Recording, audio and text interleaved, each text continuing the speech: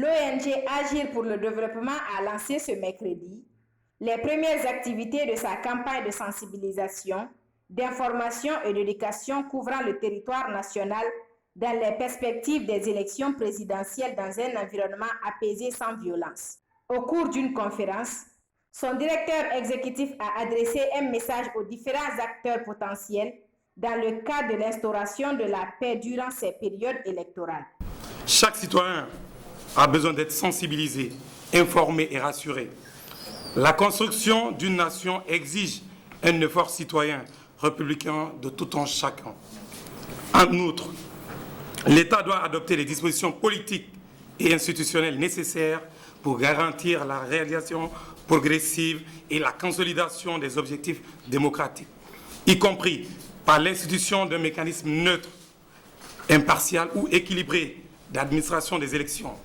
Aux partis politiques, l'élégance démocratique doit être le leitmotiv lors de la campagne présidentielle.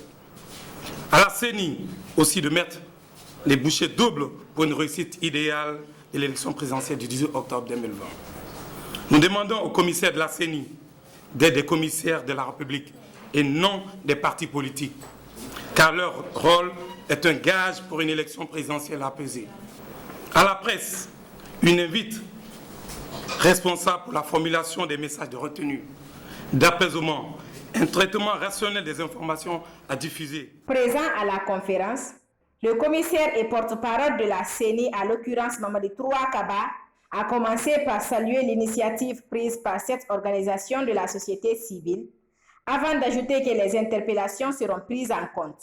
Une organisation de la société civile soucieuse de l'organisation d'une élection apaisée nous interpelle sur notre obligation. Il faut dire que nous ne pouvons que saluer et remercier cette organisation pour avoir encore rappelé le contenu du serment que nous avons chacun prêté devant la Cour constitutionnelle. Les interpellations qui viennent d'être faites à toutes les institutions de la République, notamment la CENI, je veux les rassurer que ces interpellations sont bien cernées, elles sont bien comprises et elles seront transmises à qui de droit. Je suis dans l'obligation, encore une fois, de réitérer la satisfaction de toute l'institution en charge des élections politiques et référendums en Guinée, à cette structure de la société civile, pour la belle initiative, les belles actions qu'elle vient d'entreprendre. Dans ces activités, Agir pour le développement envisage de procéder à des campagnes de sensibilisation dès ce 10 août à l'intérieur du pays, tout en tenant compte de la présence de la pandémie Covid-19. Nous déployons une campagne à l'intérieur du pays à partir de la semaine prochaine. C'est-à-dire du 10 août, nous allons faire une rotation. Chaque 5 jours, il y a une équipe qui se déplace par là à l'intérieur du pays. Déjà, dans les 8 capitales régionales, nous avons des points focaux. Voilà, donc ces points focaux déjà font le relais déjà de la communication qui est faite aujourd'hui.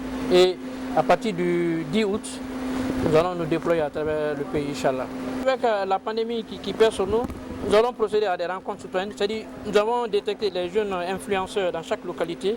Ceux-là sont mieux placés pour pouvoir relayer la communication qui est censée être diffusée. À rappeler que Agir pour le développement est une organisation sans appartenance politique ni religieuse, centrée sur son programme de développement durable.